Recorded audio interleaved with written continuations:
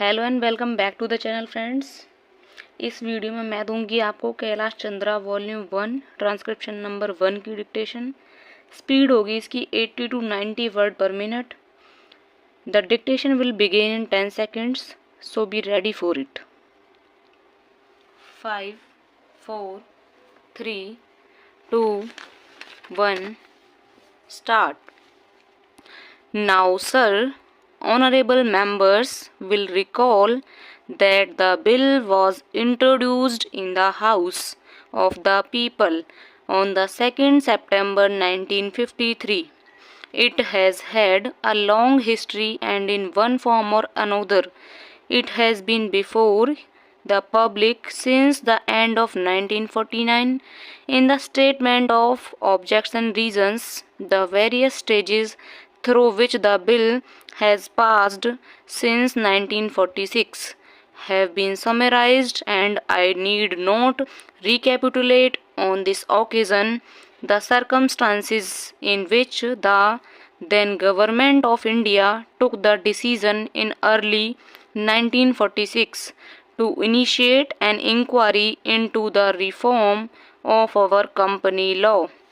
I would remind honorable members that between 1946 and 1948, the entire field of company law was carefully reviewed by two distinguished company law lawyers who were appointed to recommend the board lines on which the present act should be revised. Their recommendations were examined in the then Ministry of Commerce, and certain tentative departmental views which embraced were circulated in a comprehensive memorandum to all recognized trade and industrial associations, bar associations, the high courts, and the state governments. That brought us to the end of 1949. Many representations on this memorandum were duly received from chambers of commerce, trade and industrial associations, state governments, and the general public. At the end of 1950, the Government of India appointed a committee under the chairmanship of Shri Bhabha to go into the entire question of the revision of the Companies Act with particular reference to its bearing on the development of trade and industry in this country. The committee examined a large number of witnesses in many parts of the country and submitted its report in March 1952. This report again was circulated to the all state governments, chamber of commerce, trade associations, high courts, and many other bodies. At the same time, a special officer was appointed in the Department of Economic Affairs, Ministry of Finance, to examine the report in the light of views received from the interested public and to submit proposals to government for the revision of the present act. The bill now before the House is based largely on the recommendations of the Company Law Committee, modified in a few particulars. Honorable members will notice that so far as public relations go, the bill has covered adequate ground in a measure like the Companies Bill, however, which covers the entire field of the operation of joint stock companies.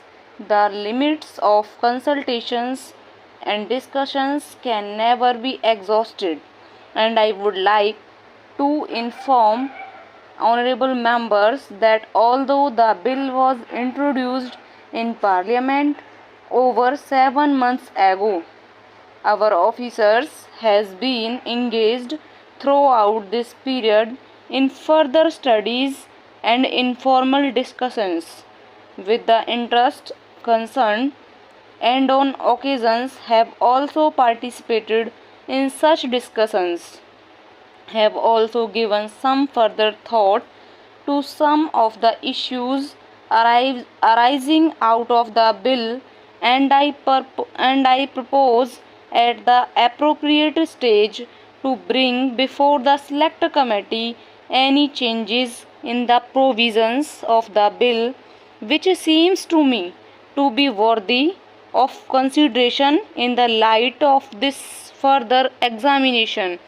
No honorable members will have noticed that the bill contains 6 clauses and 12 schedules. I think it is probably one of the longest legislative measures in recent legislative history, but its size might be regarded as misleading unless I make a few comments. The bill is both, one must remember, are consolidating and amending measures as mentioned in the statements of objects and reasons. This is the first opportunity which has occurred since 1923 for the consolidation of the Companies Act. Advantage has been taken of this opportunity to redraft several long and complicated sections in the present Act, which have been split up into a large number of clauses. This is the largest single factor accountable for the increase in the number of clauses in the bill. New clauses embodying substantial changes in the present law would hardly constitute more than a small fraction of the bill. I would also draw attention to the structural changes in the bill to which a reference has been made in the statement of objects and reasons. The redraft of the bill and the rearrangement of the existing chapter in the Companies Act in a more logical order have, I think, resulted in a noticeable improvement in the form of the bill, and I hope will facilitate better understanding and appreciation of the scheme. I was that the Act, which came into effect long ago, was implemented properly. I know that the minister here is very earnest in implementing it, but unfortunately his colleagues at the state level and the district appointing him, unfortunately no steps have been taken for trimming or toning up the administration at the state level and the district level. They have to be taken immediately. तो guys हमारी dictation होती है ख़त्म 80 to 90 words पर minute with a little bit of fluctuations. उम्मीद है आप सब लोगों ने डिक्टेशन को अच्छे से लिखा होगा। अगर आपके वर्ड्स बीच बीच में छूट रहे हैं तो डिक्टेशन को बार बार लिखो, ट्रांसक्राइब करो अपने कंप्यूटर सिस्टम्स में। अगर आप लोगों को वीडियो अच्छी लगी हो तो वीडियो को लाइक करो, चैनल को सब्सक्राइब करो। मिलते हैं नेक्स्ट वीडियो के साथ। Thank you.